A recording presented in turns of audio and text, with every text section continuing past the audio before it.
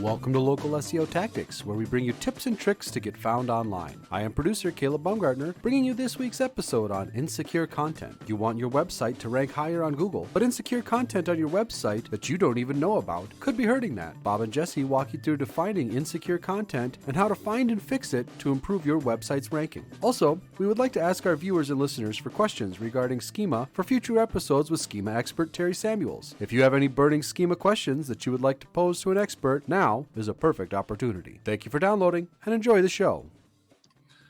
Welcome back to Local SEO Tactics, where we bring you tips and tricks to get found online. I'm your host, Jesse Dillon, here again with Bob Brennan. Howdy.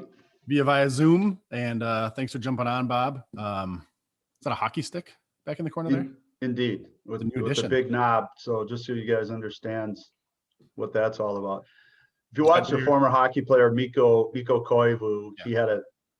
he had a big knob on that stick. And basically, in hockey, you're going to get your stick hacked and whacked on and stuff like that, and you don't want to drop it. So a lot of times you're reaching for the puck, and if you have a decent knob, you're not going to lose your stick. Just a little inside, tip there for you. I was hesitant. I wanted to bring it up. Just didn't want to see where it would go, but was going to ask you, what does that mean to have a big knob on the end of your stick? Yeah, I don't want to go down that path too far, but basically, yeah, that's what it is. And then the other, that's a ski map in the background there too, right? If I'm not mistaken. Where's that at?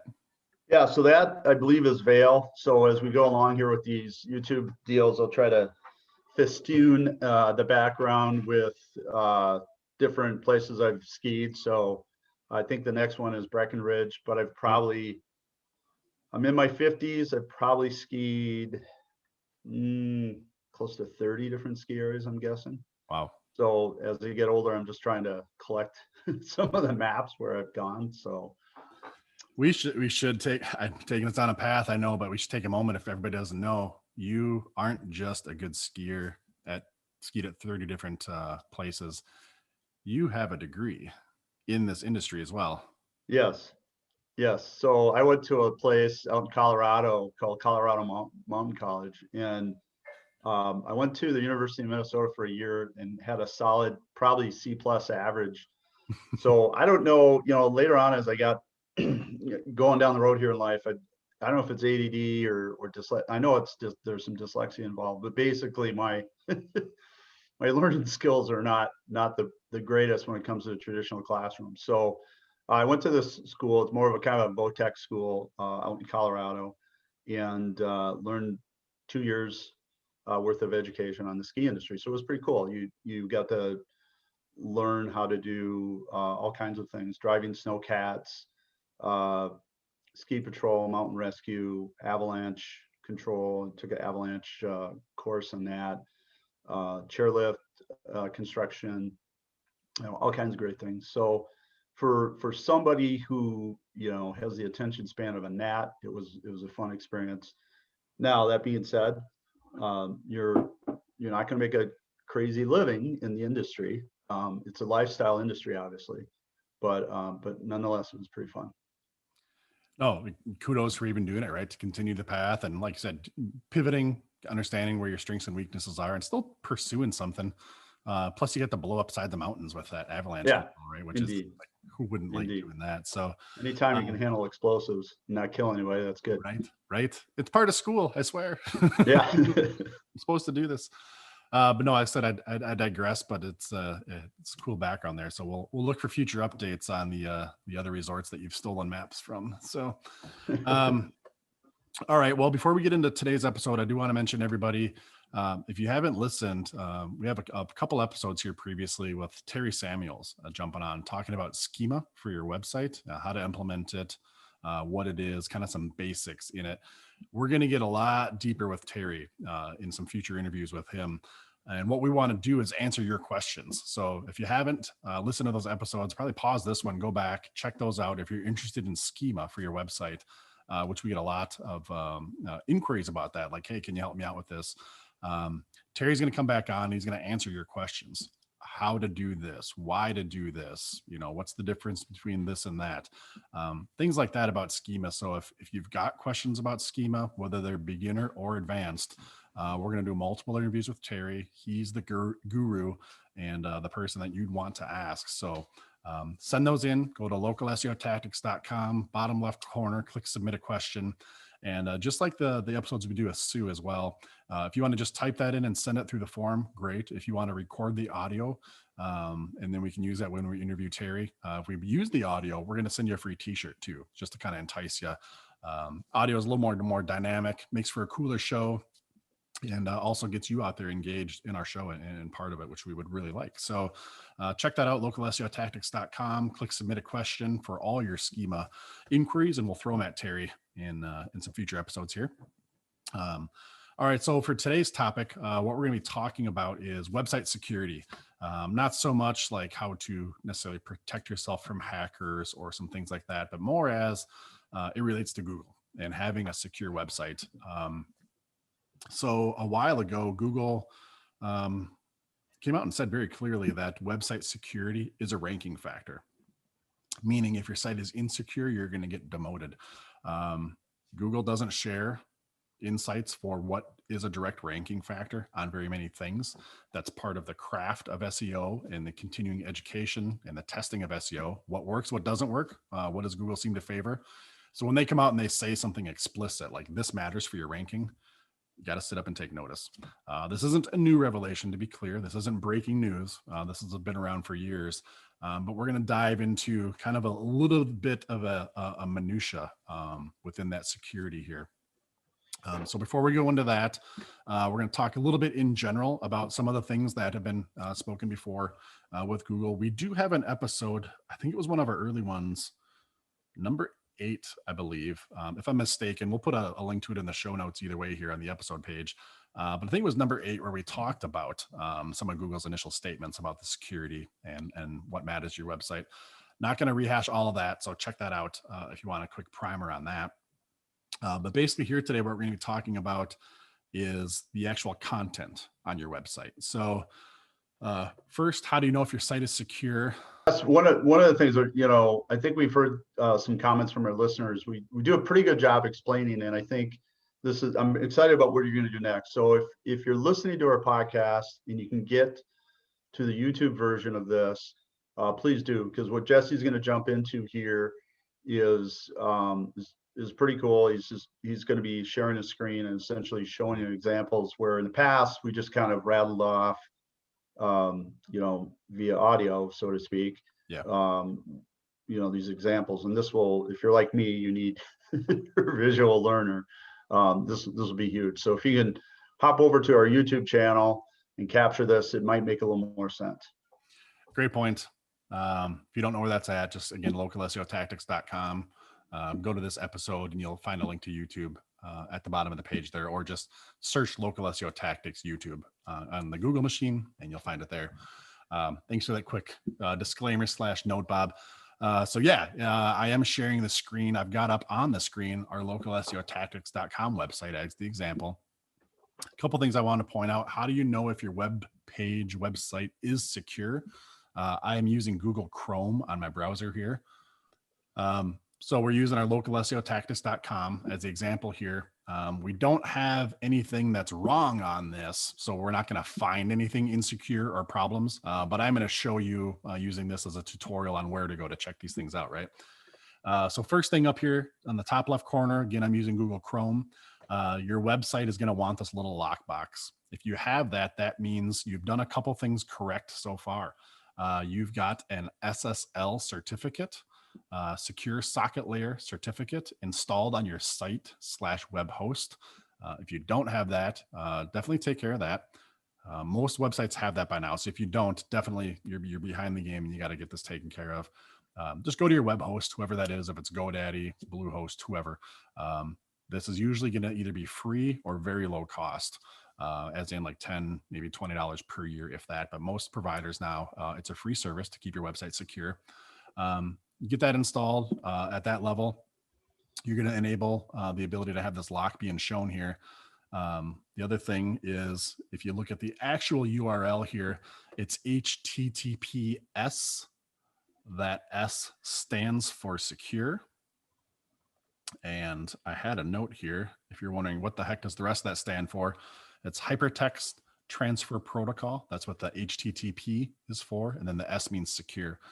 So if you're seeing that up there, odds are you're not going to have any problems on your website, but we're going to show you a little bit deeper dive on how to check some of these things out. So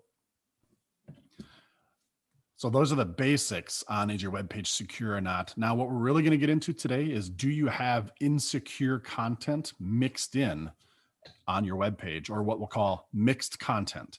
Okay, so for an example would be, is, let's just say this link right here on our page jumps to another page on our website. Now, whether this linked to something internal or external, it's a link on our website. The website, the web page is secure. If this link was not secure, if it was an HTTP link, Google's going to see that as insecure content on your website. Why does that matter? Just kind of in a basic, explanation. If you're a secure website, you shouldn't be linking out to something insecure. That may be seen as maybe you're doing some kind of phishing scam, right? Or something malicious. You're trying to convert somebody over to something that isn't secure for some kind of nefarious reasons, whatever it may be. That's kind of the root of what we're getting at here. Google expects you to have a secure website through and through. And so one of the things, and we do this when we do a comprehensive web SEO audit for our clients, is we check their website to make sure there is no insecure content. And there often is just a little thing here and there that gets missed, and that can impact your rankings. Because what we're trying to do here is build trust. Google wants trusted, authoritative sites. So there's really two things here that we're going to show you on how to check your website to see if you have mixed or insecure content on your page. Actually, I should say there's three. I'm sorry. I said there's two, but there's three. Bonus. We're going to have three of them here. So the first is this actual little lockbox up on the top left corner of your browser. Again, using Google Chrome, other browsers might be slightly different, so forgive me, but if you click on it, you're going to see some details. Here at the top it says connection is secure and your certificate is valid. Your certificate, that's that SSL certificate I was talking about that your web host is going to take care of for you.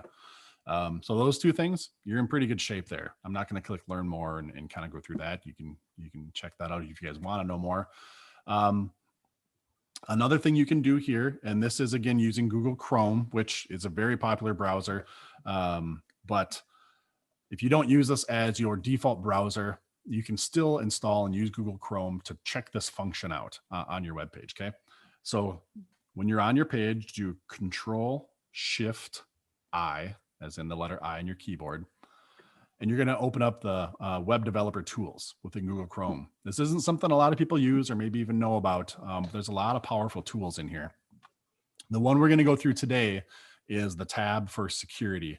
Again, as Bob pointed out, if you're checking this out on YouTube, even if you're not, maybe jump over to YouTube and check this out. Kind of walking through it right here. Once you do that, Control-Shift-I on your page, you're going to jump to the developers view within Google Chrome, and you're going to have a bunch of tabs up on the top right. Element, console, sources, network performance, memory, security, and some others. You want to click the security tab for the purpose of what we're talking here. Now you can see on our example for our show page, it says right at the top, this page is secure, valid HTTPS, which is awesome. This third bullet point down for resources, if we had insecure content on our page, that's where it would be showing up. You're going to have a note there which should say content is secure. If it's not, I believe it says like there's mixed content or content is insecure. Again, our page luckily is secure, of course, so I can't show you that and I forget what it says, but it'll be red. Right now it's green, right? Like green is go, green is good, green passes. If there was a problem on the page, it would show us in red right here. And then it'll give you an explanation on what it is. To get out of this view, because if you've done that, Control-Shift-I, your page looks a lot different than it normally does right now, right? Up in the top right corner, you're going to see a little X, not your X all the way up in the top for the web browser, but just for this new thing that opened up. Click close, and that's going to bring you back to your regular web page. If you don't want to do that, and kind of go that route to get into the developer tools, also called the dev tools, right, Bob? That's what we always say is dev tools. Yeah. Whenever you and I we're talking When we're at the bar. yeah, trying to impress people. That's right. Another way to do it, and this works in most browsers, this is kind of a built-in deal that most browsers are going to support, is to look at the source code of the website. So again, if you're using Google Chrome or Explorer or something else, you should be able to do a version of this. But just right click on the page somewhere, just like in the body of the page, and click View Page Source. That's going to open up a new tab, and it's just going to be the coding of the website. You're not going to see any images. It's just a bunch of text, like the line by line coding of the website. And what you're going to want to do here is you're going to want to look for insecure links. And when I say look, I don't mean actually like read it, because this is going to be the most boring thing you ever looked at in your life, unless you like coding. So what you want to do is do a Control F, which is a shortcut for find. And you're going to type in HTTP, because if you put an S on the end of this, that's what most of your links are going to look like. But if you go HTTP, you're going to find, and in this case, we have 3 instances that it's shown here. Now that's not alarming, and I'll explain that here in a second. But that's going to then jump right to or highlight on your page the spots where you have that HTTP. Now, you can fix all these areas, so none of them are going to say HTTP, and change them all to be HTTPS. But really where it's going to be the most egregious is when you're loading an element. Like if you have a photo that's on your website, you want to make sure that that's not a HTTPS, call, right? Or if you're linking out to another page or to a page within your website, you don't want that HTTP to be there. You want it to be secure with that S.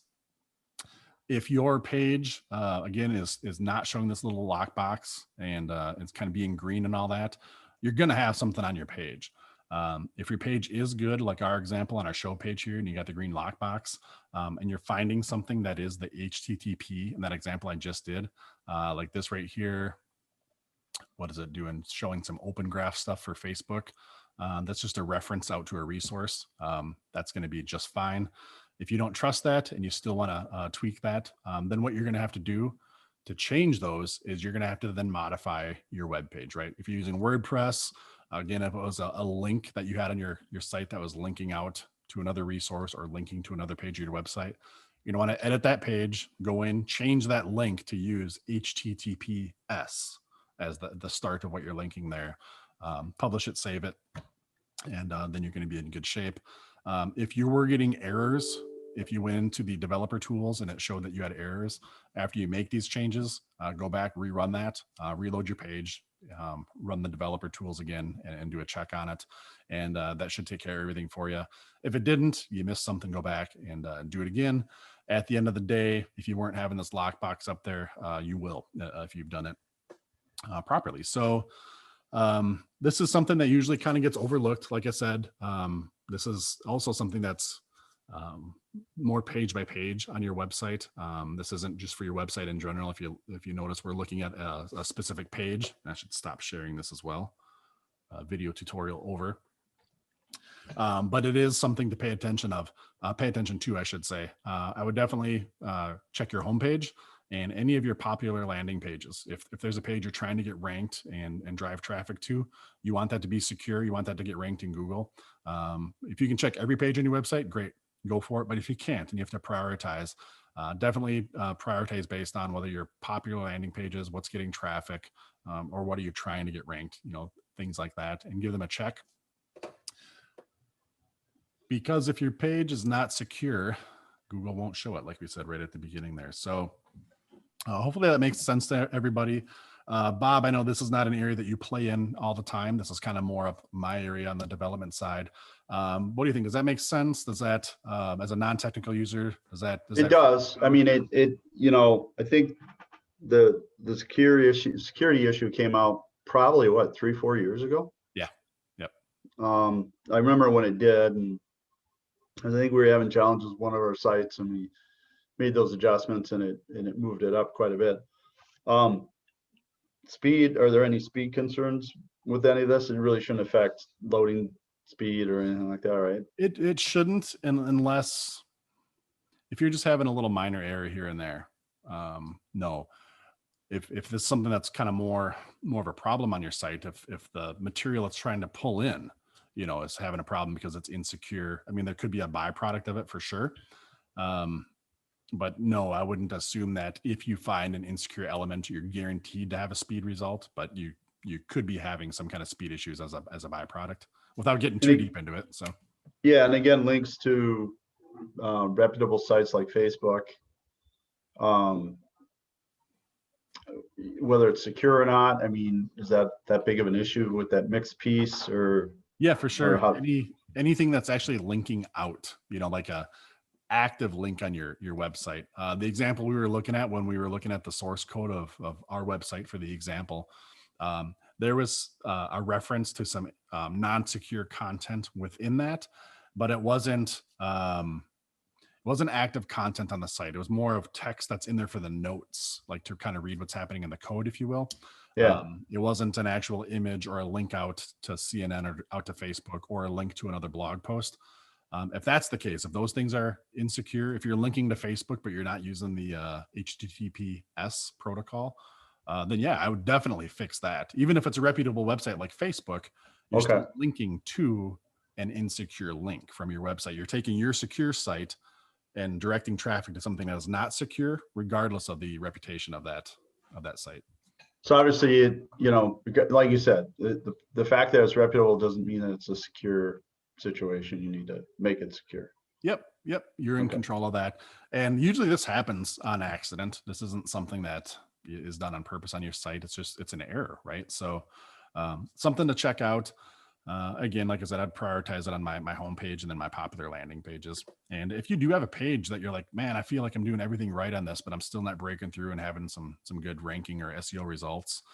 If you haven't checked this out, check it. I'm not saying it's going to be some magical, cure for it, but all these little signals add up in the eyes of Google. And if this is something that you've never checked out, I would definitely give it a look. So, all right, I'm going to jump into our review here. We got a great 5-star review from Cole Bennett. And actually, shout out to Cole, Portage Creative. We've worked with Cole, done some work back and forth. Cole's a great guy, and he actually left us this review quite a while ago. Just getting to it here.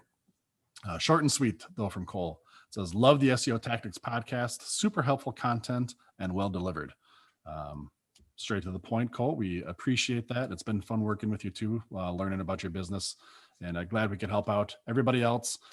We'd love to get a review from you. Man, I think we say this all the time, and I think we say this all the time as well, like a broken record here, but this is how we know we're doing a good job for you and bringing value. Leave us a review, whether it be on iTunes, Facebook, Google My Business. Go on to localseotactics.com, scroll down to the bottom, there'll be a link for reviews. We make it real easy from there. Just click to whichever portal you want to drop a review on. And we'd love to hear from you. As long as you keep sending them in, we're going to keep reading them on the show, and we really appreciate that. One more shameless plug, check out our free instant SEO audit, also on localseotactics.com. Yellow button, top right corner. Plug in your page, plug in the keyword you're trying to optimize for, and it's going to give you a quick checklist of what you're doing right and what you're doing wrong, and some recommendations on how to improve your SEO and get some better rankings for your page. All right, Bob, anything else to add to the episode here, or wrap it up? Nope, that was helpful. That's a good one. We'll check in with you and your big knob next episode. And everybody else, thanks for tuning in. We appreciate it, and we'll catch you next time. Take care. Bye.